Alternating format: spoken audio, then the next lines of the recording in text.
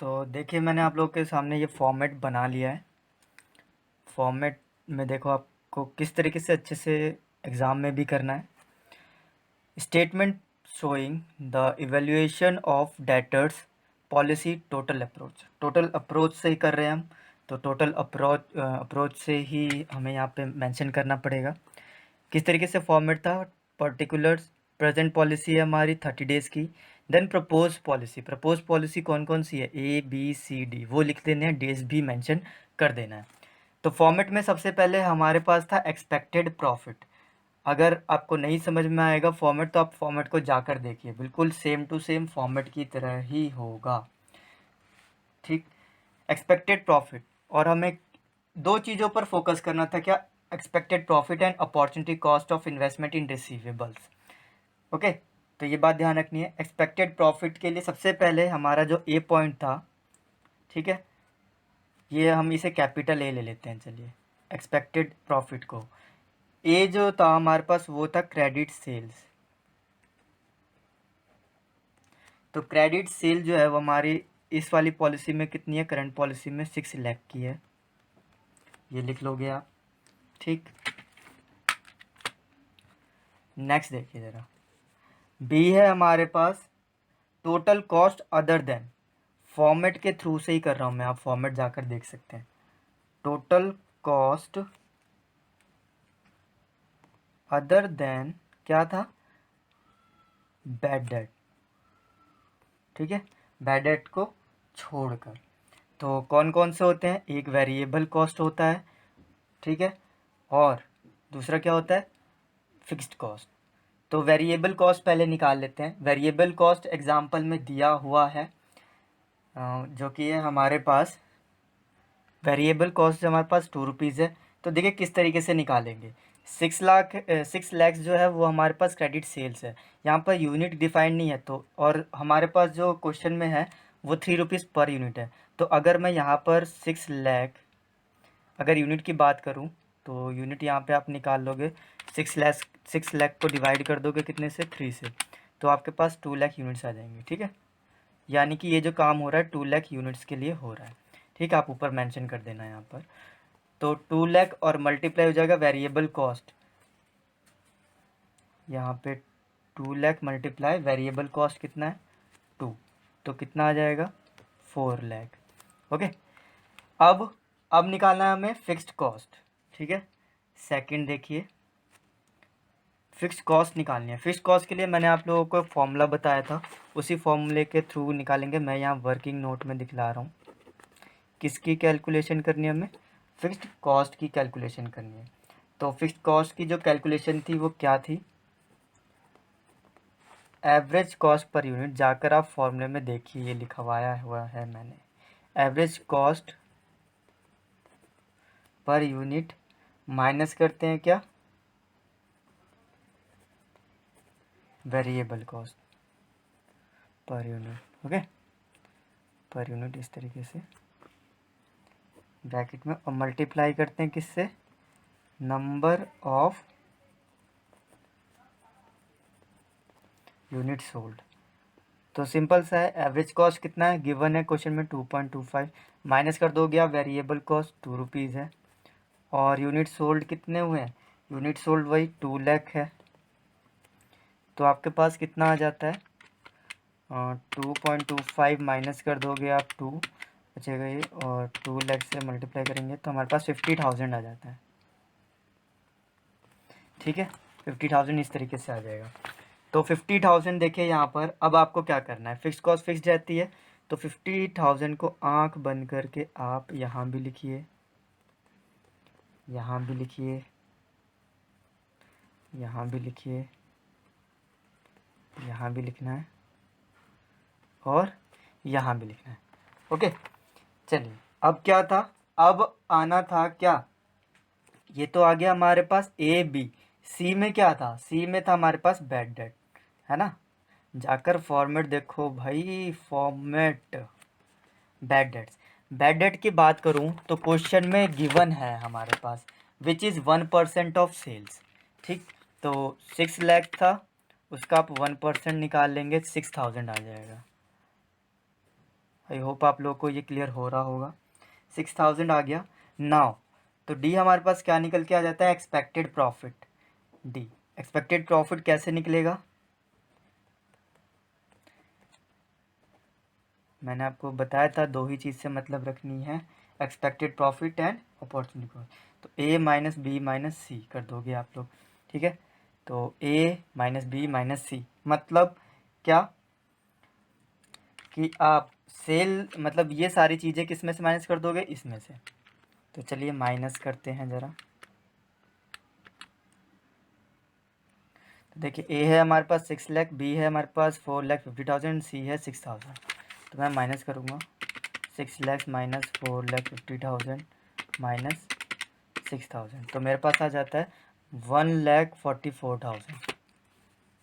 तो यहाँ पर आ गया मेरे पास क्या, एक्सपेक्टेड प्रॉफिट कितना आ जाता है, 1,44,000। ओके, आई होप आप लोगों को क्लियर हो गया होगा। थोड़ी सी और लाइन खींच लूँ मैं यहाँ पर। अब मुझे क्या निकालना है आप बताओ सर, इतना आसान तो है, अब हो जाएगा अब तो शायद, मुझे लग रहा है, क्योंकि अब एक ही चीज़ निकालनी है, क्या, विच इज़ अपॉर्चुनिटी कॉस्ट, ठीक है। तो उसके लिए सिंपल सा तो है, मैंने बताया था क्या, फॉर्मूला पुट कर दो। चलो फॉर्मूला पुट करते हैं। सबसे पहले मैं यहाँ पर लिख तो लूँ पहले, ए है हमारे पास expected profit and B point हो जाएगा क्या,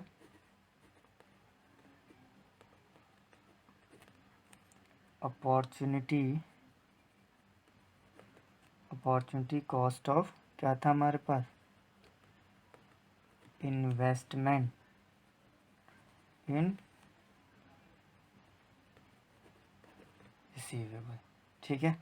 चलिए अब हमारे पास नेक्स्ट कैलकुलेशन इसकी होगी, यानी कि वर्किंग नोट नंबर 2। मैं यहाँ ऊपर कर देता हूँ वर्किंग नोट नंबर, ठीक है, ये 2 है।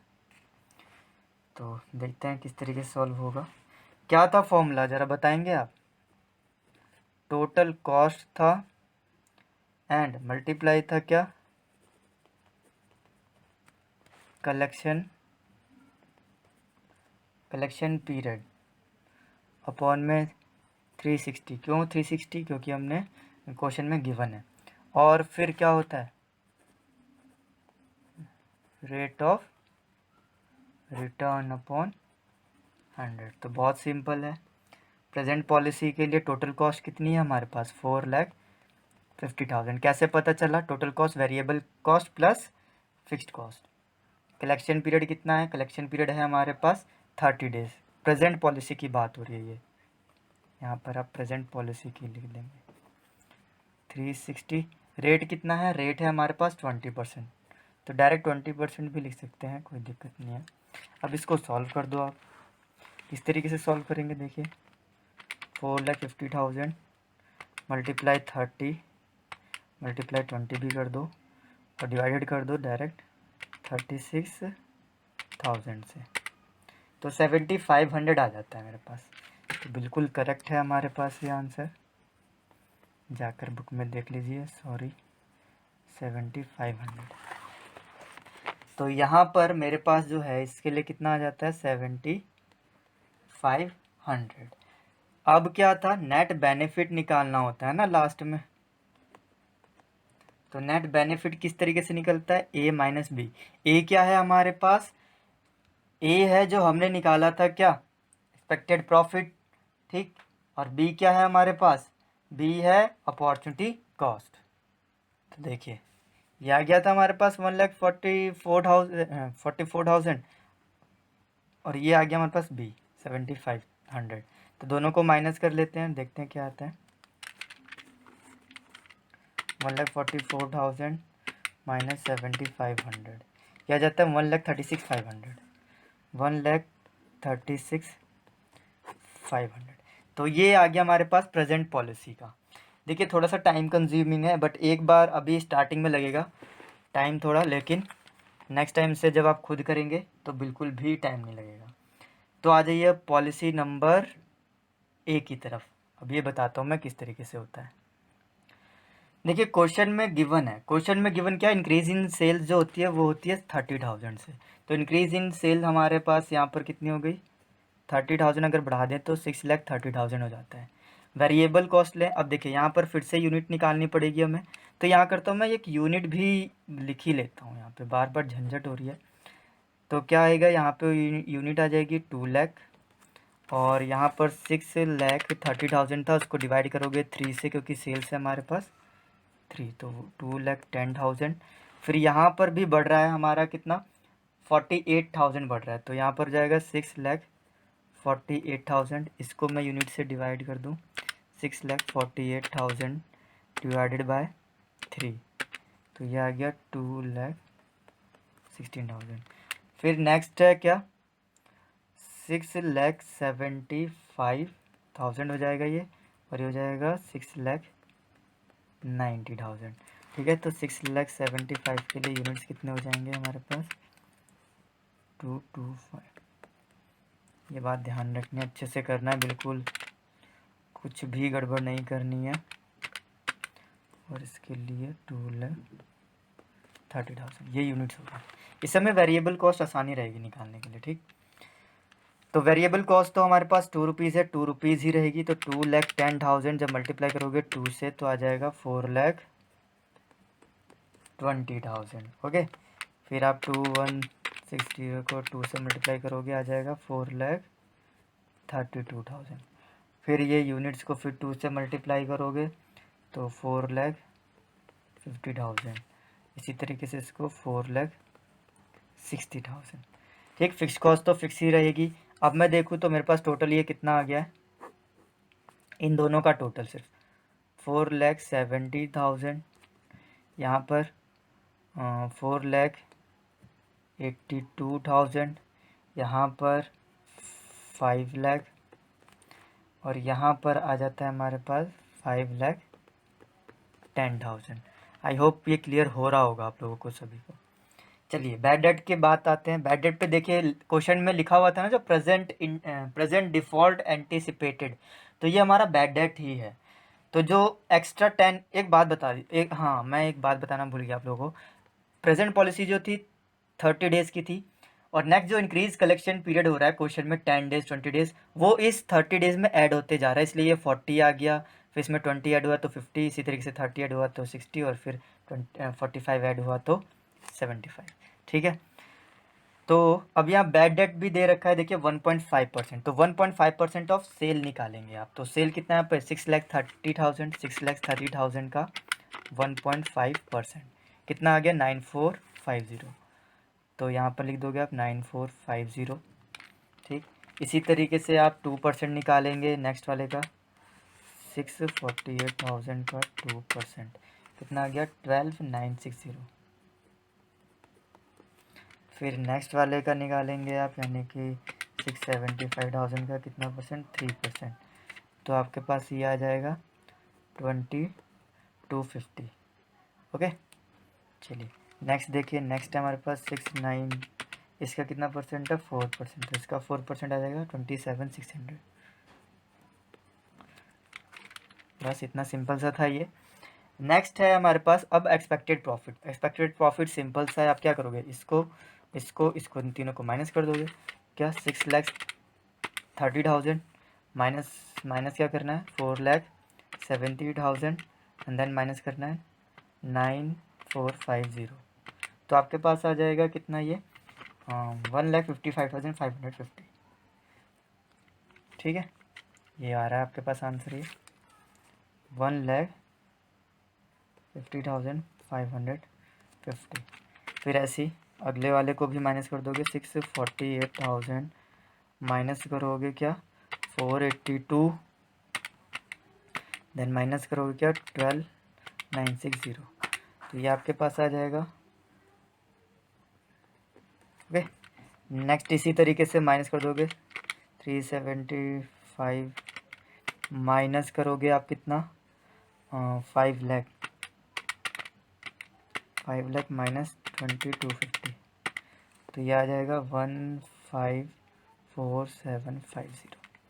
ओके, फिर 690 में से इसी तरीके से माइनस कर दोगे 5,10,000, एंड देन माइनस कर दोगे क्या 27,600, 1,52,400, ये आ जाएगा आपके पास एक्सपेक्टेड प्रॉफिट।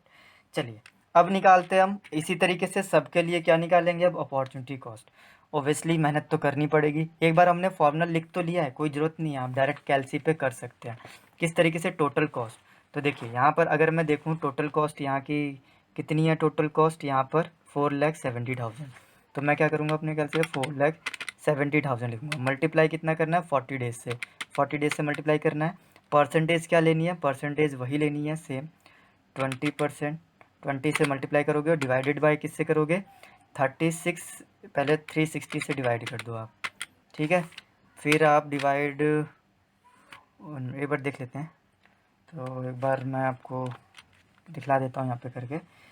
टोटल कॉस्ट है हमारे पास 4,70,000, 4,70,000। मल्टीप्लाई करना है 40 से एंड डिवाइड कर देना है इसको किससे, 360 से, और फिर इसका जो है 20% निकाल लेना है। तो यह आपके पास आ जाएगा 1 मिनट। ओहो, ये आंसर कुछ गड़बड़ हो रहा है, हमने माइनस नहीं किया है प्रॉपर। अच्छा, एक्सपेक्टेड प्रॉफिट हमारा ये है। चलिए एक बार मैं दोबारा से कर देता हूँ, कोई बात नहीं। वो मैंने ध्यान नहीं दिया, आंसर हमारा ठीक था।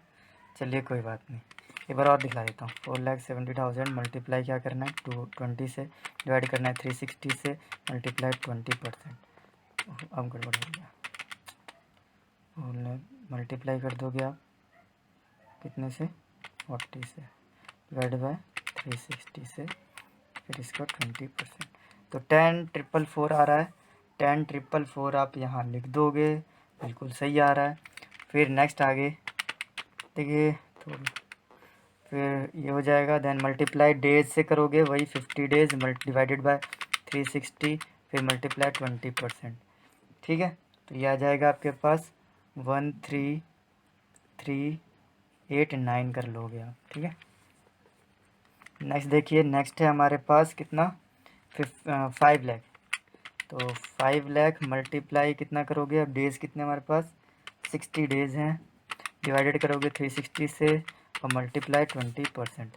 ये हमारे पास आ जाएगा इतना, यानी कि 1,667। फिर इसी का इस तरीके से करेंगे 5,10,000 मल्टीप्लाई करोगे कितने डेज़ हैं, 75 डेज़ हैं, डिवाइड करोगे 360 से और मल्टीप्लाई करोगे 20%। तो 21,250 आ जाएगा। ओके, क्या करना है अब आपको, अब आपको यहाँ पर a माइनस बी करना है। a हमारा ये था, b ये था, इन दोनों को माइनस करते हैं। चलिए 150 एंड 550 था, माइनस करना है कितना, माइनस करना है 10,444। तो आ जाता है ये हमारा आंसर 140,106। इसी तरीके से आप सबको माइनस करके यहाँ पर आंसर लिख लेंगे, ठीक। चलिए मैं माइनस करके बता दूँ क्या, तो चलिए माइनस करके बता देता हूँ। 150 ये रहा, 153 है,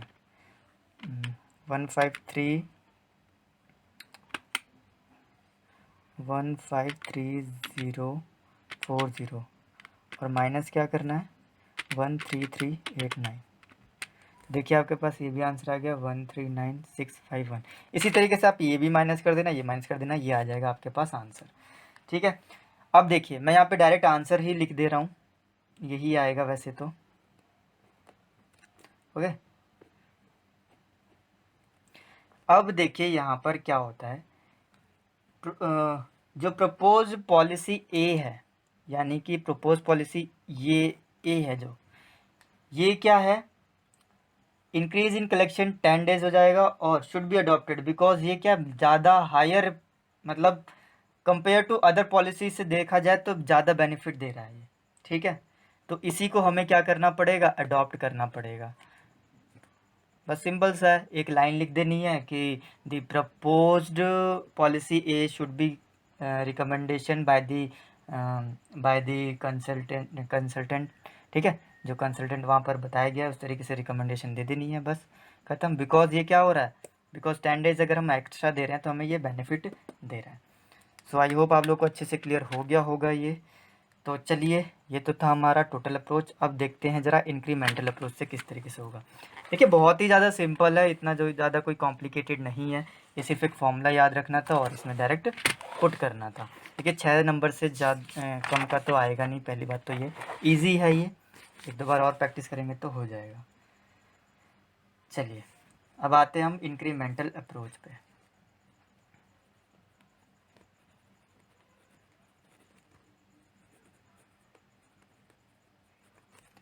इंक्रीमेंटल अप्रोच में तो देखिए इंक्रीमेंटल में कैसे होगा, मैंने यहाँ फॉर्मेट बना लिया है। सेम उसी तरीके से आप फॉर्मेट बना लेंगे। इंक्रीमेंटल एक्सपेक्टेड प्रॉफिट निकालना है और इंक्रीमेंटल जो रिक्वायर्ड इन्वेस्टमेंट होगा वो।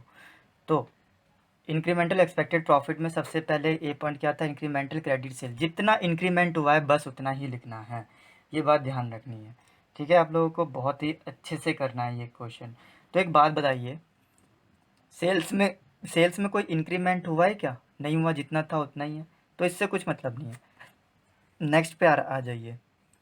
40 डेज़ के लिए 30,000 इंक्रीज़ हुआ था, देन इसके लिए 48,000। जितना इंक्रीज़ हुआ है सिर्फ उतना ही लिखना है बस। 75,000 एंड यहाँ पर 90,000।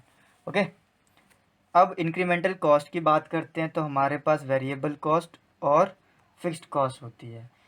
तो अब इंक्रीमेंटल की बात करें यहाँ तो क्या होता है, वेरिएबल कॉस्ट में सबसे पहले देखिए वेरिएबल कॉस्ट के लिए क्या करते हैं। देखिए यहाँ पर वेरिएबल कॉस्ट में आप इसके लिए तो 4 लाख ही लिख देंगे, कोई दिक्कत नहीं है। ठीक, अब देखिए एज इट इज़ लिख देंगे। अब मैं ना जो इंक्रीमेंट हुआ यानी कि पीछे वाले क्वेश्चन से ही देख कर लिख रहा हूँ। क्या देख कर लिख रहा हूँ, कितना इंक्रीमेंट हुआ है। ठीक है, यही लिखूँगा सिर्फ मैं। तो अब आइए ज़रा, यहाँ पर कितना इंक्रीमेंट हुआ है, 4 लाख से कितना 20,000 ऊपर। तो यहाँ पर आप सिर्फ और सिर्फ 20,000 लिखेंगे। ठीक है, नेक्स्ट देखिए, नेक्स्ट कितने से इंक्रीमेंट हुआ ज़रा बताएंगे आप? चलिए नेक्स्ट भी इंक्रीमेंट देख लेते हैं कितने से हुआ है। नेक्स्ट हुआ है 32,000 से। ठीक है, 32,000 से। फिर कितने से हुआ है, फिर 50,000 से हुआ है। ठीक, फिर कितने से हुआ है, फिर 60,000 से हुआ है। तो ये हमने इंक्रीमेंट लिख दिया है सिर्फ। और फिक्स्ड देखिए, फिक्स्ड सिर्फ इसी के लिए ही रहेगा, बाकी के लिए कुछ नहीं है, ये बात भी ध्यान रखनी है आपको। नाउ इंक्रीमेंटल बैड डेट्स ले लेते हैं। इंक्रीमेंटल बैड डेट्स, तो बैड डेट्स पहले कितना था, 6,000 था। ठीक है, नाउ अब इंक्रीमेंटल देखेंगे तो इंक्रीमेंट कितना हुआ है, सिर्फ और सिर्फ इंक्रीमेंट की बात कर रहे हैं। तो यहाँ पर जो था बैड डेट हमारा पहले था 6,000 और अब कितना है 9,450। तो 9,450 में से माइनस कर दो आप 6,000, तो आपके पास आ जाएगा 3,450।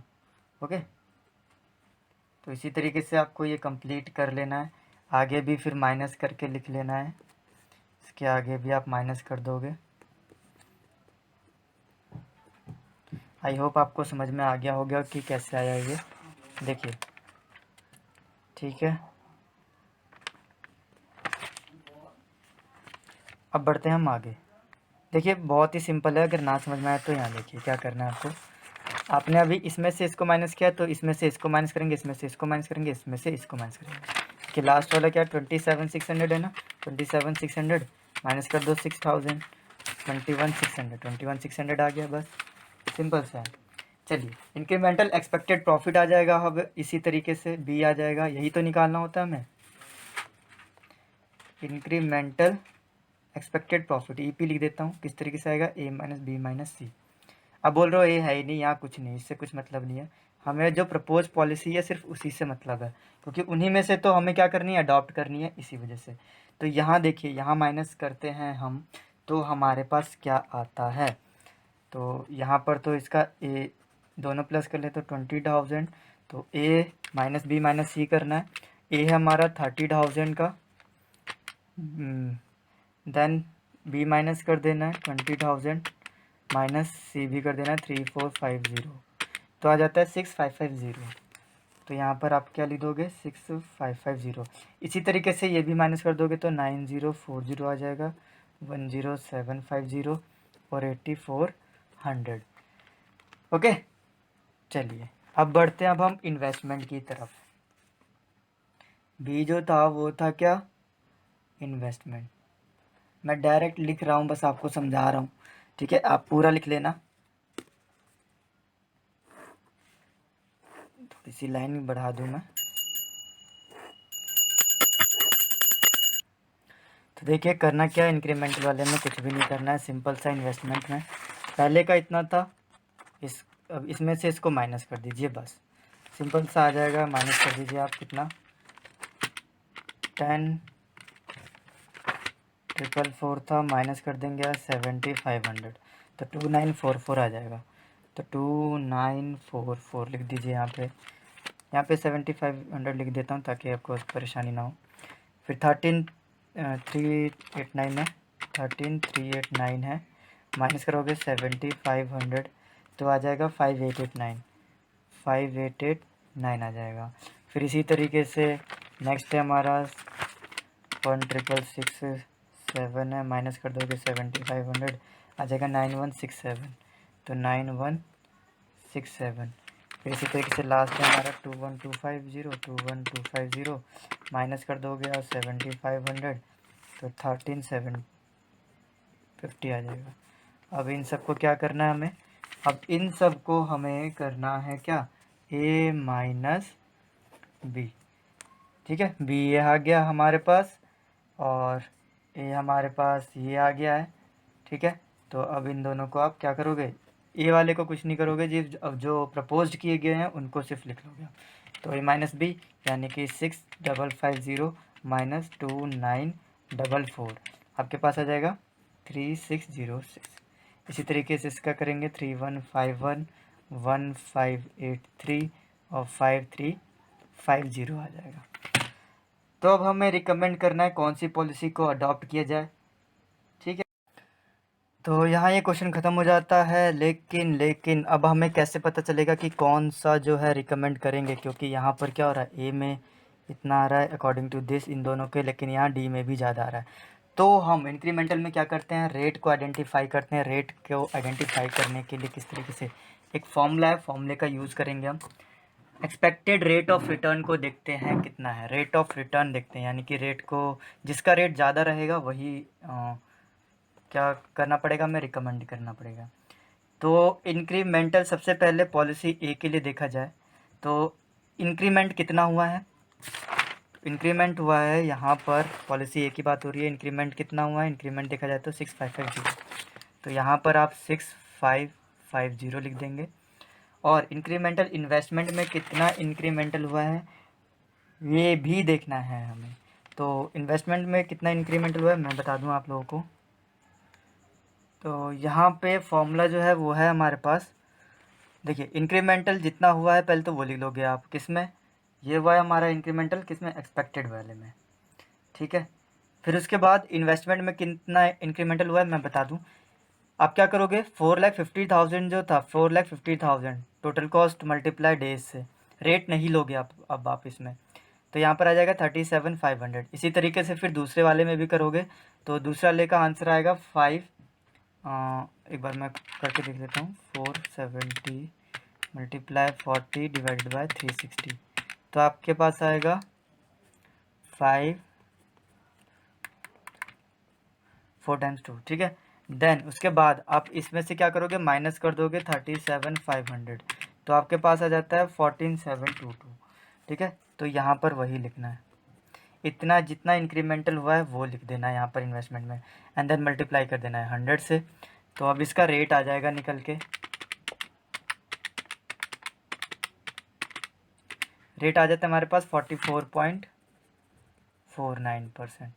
इसी तरीके से फिर आप आगे भी करते जाओगे, पॉलिसी बी के लिए, पॉलिसी सी के लिए, पॉलिसी डी के लिए, तो जिसका परसेंटेज ज़्यादा आएगा वही आपको रिकमेंड करना पड़ेगा।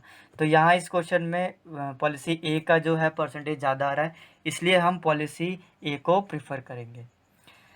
तो यहीं पर ये क्वेश्चन ख़त्म होता है। सो गाइज़, आप लोगों को अगर वीडियो पसंद आए तो प्लीज़ लाइक कमेंट ज़रूर कीजिएगा, सब्सक्राइब भी करना ना भूलिए और बेल आइकन को भी प्रेस कीजिए, और प्लीज़ कमेंट या लाइक तो ज़रूर कीजिए, बहुत ज़्यादा ज़रूरत है उसकी मुझे अपनी वीडियोस को इम्प्रूव करने के लिए। So thank you so much guys, thank you so much for watching my video.